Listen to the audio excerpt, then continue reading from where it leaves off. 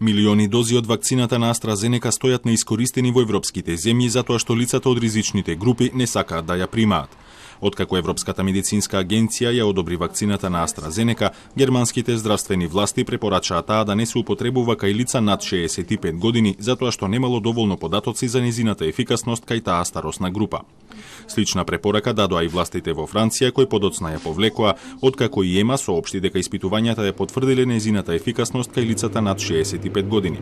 Пред почетокот на пандемијата, правејќи ги договорите со производителите, Европската комисија постави цел до почетокот на летото да бидат вакцинирани 70% од популацијата на членките во Унијата.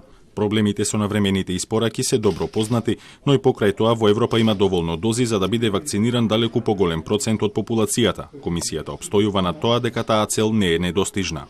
It is an ambitious goal, but it is reachable. Predictability around the deliveries are essential, though, for an efficient rollout. And together with the member states, we are really working 24/7 and doing everything we can to ensure that companies deliver on our agreements. Додека тие проблеми околу навремената испорака се уште обстојуваат, здравствените власти во повеќе европски земји открија дека милиони дози од вакцината на Оксфорд и AstraZeneca стојат неискористени. Франција соопшти дека од 1,7 милиони вакцини на AstraZeneca испорачани во земјата, искористени се само 273.000 дози.